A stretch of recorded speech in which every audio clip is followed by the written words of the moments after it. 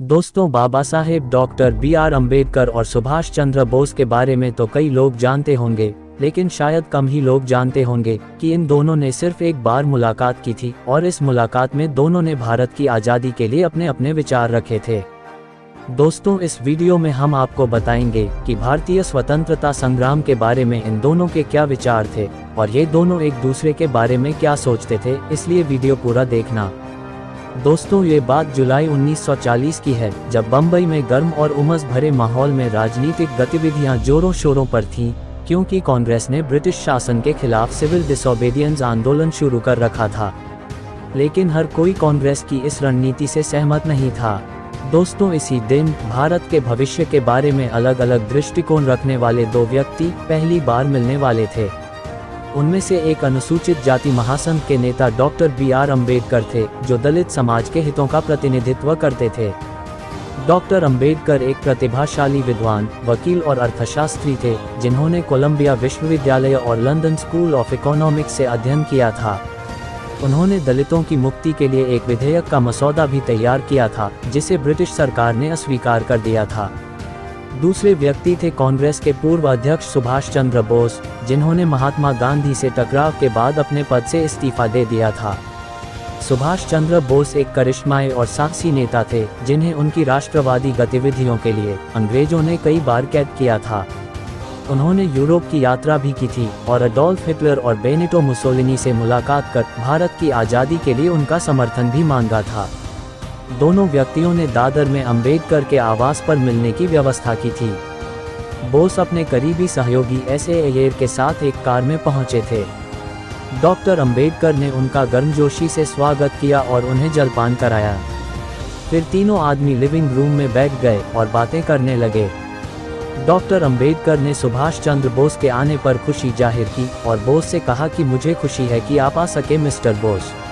मैं आपकी गतिविधियों पर बड़ी दिलचस्पी से नज़र रखता रहा हूं। बोस ने डॉक्टर अम्बेडकर का धन्यवाद किया और उनसे कहा कि मैं भी दलितों के उत्थान के लिए आपके कार्यों से प्रभावित हूं। अब डॉक्टर अम्बेडकर ने उनसे कहा कि आपके दयालु शब्दों के लिए धन्यवाद, लेकिन मुझे डर है कि हमारे प्रयासों का कोई खास नतीजा नहीं निकला है। अंग्रेज भारत पर अपना शासन कायम रखने और हमें हमारे अधिकारों से वंचित करने पर अड़े हुए हैं। बोस ने इस बात पर कहा कि मैं आपसे सहमत हूं डॉक्टर अम्बेडकर। अंग्रेज अपनी इच्छा से भारत छोड़ने वाले नहीं हैं। भारतीय जनता के व्यापक विद्रोह से ही उन्हें बाहर निकालना होगा। अब डॉक्टर अम्बेडकर ने बोस की इस बात पर कहा, और आप ऐसा करने का प्रस्ताव कैसे रखते हैं मिस्टर बोस? क्या आपको लगता है कि कांग्रेस का सिविल डिसोबीडियंस आंदोलन पर्याप्त है? फिर बोस ने कहा कि नहीं डॉक्टर अम्बेडकर, मैं गांधी के अहिंसक तरीकों में विश्वास नहीं करता। वे अंग्रेजों जैसे क्रूर शत्रु के विरुद्ध अप्रभावी और निरर्थक हैं। अब डॉक्टर अम्बेडकर ने इस बात पर कहा, तो फिर आपके पास विकल्प क्या है मिस्टर बोस? बोस ने कहा कि मेरा विकल्प अंग्रेजों के खिलाफ सशस्त्र संघर्ष संगठित करना है। एक भारतीय राष्ट्रीय सेना का गठन करना है, जो यूरोप और एशिया में हमारे सहयोगियों के साथ लड़ेगी। डॉक्टर अम्बेडकर बोस की इस बात को सुनकर थोड़ा सा चौंक गए थे। उन्होंने बोस से पूछा, सहयोगी? आपके सहयोगी कौन हैं मिस्टर बोस? बोस ने कहा कि हमारे सहयोगी जर्मनी और जापान हैं डॉक्टर अम्बेडकर। डॉक्टर अम्बेडकर बोस की इस बात पर चौंक गए थे। उन्होंने कहा, जर्मनी और जापान? लेकिन वे तो फांसीवादी शासन हैं, जो अपने ही लोगों पर अत्याचार करते हैं और दूसरे देशों पर युद्ध छेड़ते हैं। बोस ने कहा कि मैं जानता हूं डॉक्टर अम्बेडकर, लेकिन वे ब्रिटेन के दुश्मन और भारत के दोस्त भी हैं। उन्होंने हमें हमारी आज़ादी हासिल करने में मदद करने का वादा किया है। अब डॉक्टर अम्बेडकर ने मन ही मन सोचा और फिर बोस से पूछा, और उनकी मदद की कीमत क्या होगी मिस्टर बोस? बदले में वे हमसे क्या मांगेंगे?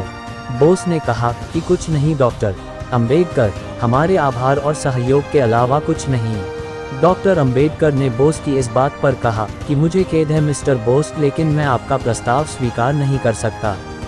मैं जर्मनी और जापान पर भरोसा नहीं कर सकता कि वे हमारे हितैषी हैं। वे केवल अपने हितों और महत्वाकांक्षाओं में रुचि रखते हैं। फिर बोस ने कहा, डॉक्टर अम्बेडकर, कृपया मुझे गलत न समझें। मैं आपसे उनकी विचारधाराओं या नीतियों का समर्थन करने के लिए नहीं कह रहा हूँ। मैं आपसे केवल ये कह रहा हूँ कि आप हमारे साझा दुश्मन अंग्रेजों के खिलाफ लड़ाई में मेरे साथ शामिल हों।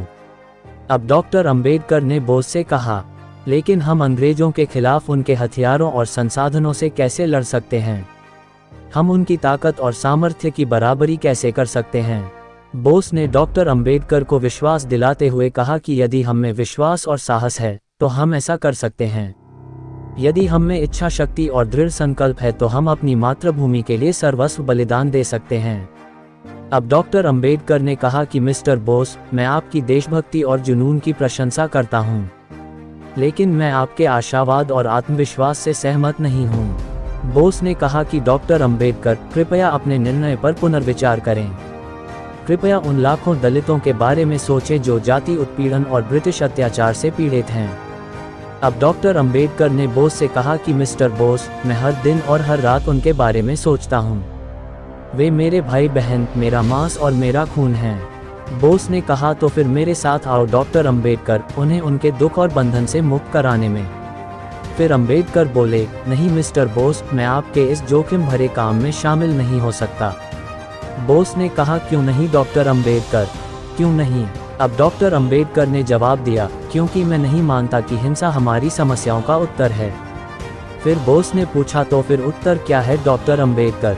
अब डॉक्टर अंबेडकर ने इस बात का सीधे सीधे जवाब दिया। उन्होंने कहा कि इसका उत्तर है शिक्षा, कानून और आंदोलन। इसका उत्तर संवैधानिक सुधार, सामाजिक न्याय और राजनीतिक प्रतिनिधित्व है। बोस ने डॉक्टर अंबेडकर की इस बात पर कहा कि ये तो साधन है डॉक्टर अंबेडकर, साध्य यानी प्रैक्टिकल नहीं है। साध्य है स्वतंत्रता और संप्रभुता। अब डॉक्टर अंबेडकर ने जवाब में कहा कि और ये साध्य है मिस्टर बोस, साधन नहीं है। साधन है शांति, लोकतंत्र और मानवाधिकार। अब आखिरकार बोस ने डॉक्टर अंबेडकर से कहा कि मैं देख रहा हूं कि हम एक गतिरोध पर पहुंच गए हैं। भारत के भविष्य के लिए हमारे पास अलग अलग दृष्टिकोण हैं। फिर डॉक्टर अंबेडकर ने भी कहा कि हाँ श्री बोस, हम ऐसा ही करते हैं, और मुझे इस बात का खेद है कि हम इस बात पर सामंजस्य नहीं बिठा सकेंगे। फिर अंत में बोस ने कहा, तो आइए हम असहमत होने पर सहमत होते हैं डॉक्टर अंबेडकर। आइए हम मित्र बनकर अलग होते हैं, शत्रु बनकर नहीं। फिर डॉक्टर अंबेडकर ने भी कहा, बहुत अच्छा मिस्टर बोस, आइए हम मित्र के रूप में अलग हो जाएं। फिर मुलाकात के अंत में दोनों व्यक्तियों ने हाथ मिलाया और एक दूसरे का अभिवादन किया।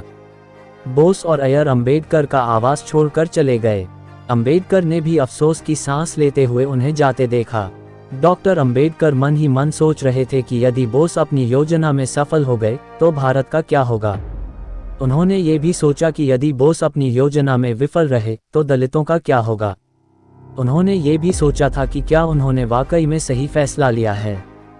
तो दोस्तों, ये थे डॉक्टर अंबेडकर और सुभाष चंद्र बोस की इकलौती मुलाकात के कुछ अंश, जिसमें इन्होंने भारत की आज़ादी को लेकर अपने व्यक्तिगत विचार साझा किए थे। दोस्तों, वीडियो में जानकारी पसंद आई तो इसे लाइक कीजिए और हमारे चैनल को सब्सक्राइब कीजिए।